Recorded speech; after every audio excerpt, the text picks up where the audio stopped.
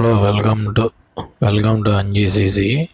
So last వీడియోలో మనం చెప్పుకున్నట్టు ఈ ఆఫ్లైన్ కోచింగ్ అనేటటువంటిది చేయబోతున్నాం. ఆఫ్లైన్ కోచింగ్ అనేటటువంటిది లాంచ్ చేయబోతున్నాం. సో ఎక్కడంటే Rayachoti located in the Kadapa district.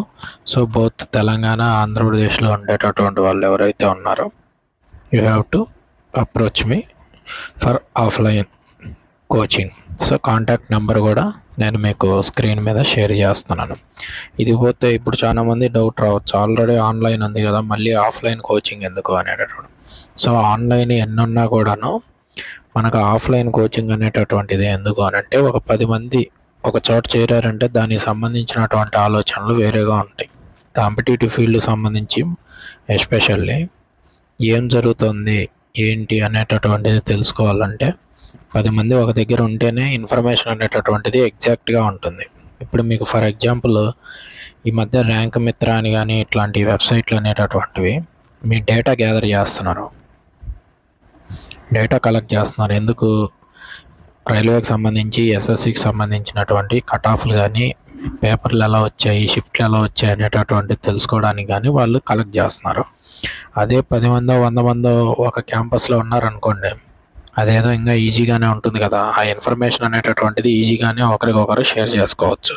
For example ఈ మధ్య చూసాం, రైల్వే రిక్రూట్మెంట్ బోర్డు అనేటటువంటిది ఎగ్జామ్కి సంబంధించిన క్వశ్చన్లు యూట్యూబ్లో మీరు ప్లేస్ చేయొద్దండి అని చెప్పి చాలామంది యూట్యూబర్లకు they are giving warning also. ఇలా చేశారంటే we will close your channels also అని. సో ఇప్పుడు వాళ్ళు ఏం చేస్తున్నారు అని అంటే, ఆన్లైన్ ఫీజులు సంబంధించి వాళ్ళ యాప్ల్లో వాళ్ళు అవి చేస్తున్నారు.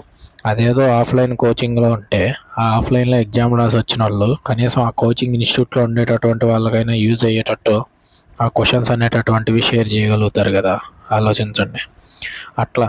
ఎందుకంటే సక్సెస్ అనేటటువంటిది కూడా మీరు ఈవెన్ మంచి ఇన్స్టిట్యూట్లు చూసుకోండి. ఫర్ ఎగ్జాంపుల్ బ్యాంకింగ్కు సంబంధించి నంద్యాల శ్రీ సాయి గురు రాఘవేంద్ర కోచింగ్ ఉంది. అది కూడా ఆల్మోస్ట్ ఆఫ్లైన్లోనే నడుస్తుంది. ఆఫ్లైన్లోనే ఎక్కువ సక్సెస్ అయ్యారు. దే ఆర్ నియర్లీ 40,000+ జాబ్స్ వాళ్ళు 30 ఇయర్స్లో ప్రొడ్యూస్ చేయగలిగారు.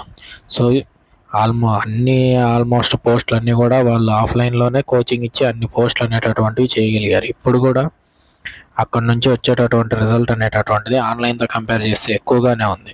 కాబట్టి మనకి ఎప్పుడైనా ఆఫ్లైన్ అనేటటువంటిది రిజల్ట్ ఓరియంటెడ్ పరంగా మనకు ఆఫ్లైన్ అనేటటువంటిది ఆన్లైన్ కంటే ఒక స్టెప్ ముందే ఉంటుంది. ఈ ఆన్లైన్ కోచింగ్ కూడా ఎవరికి ఉపయోగపడుతుందిరా అంటే, ఆల్రెడీ ఎవరైతే ఆఫ్లైన్లో కోచింగ్ తీసుకొని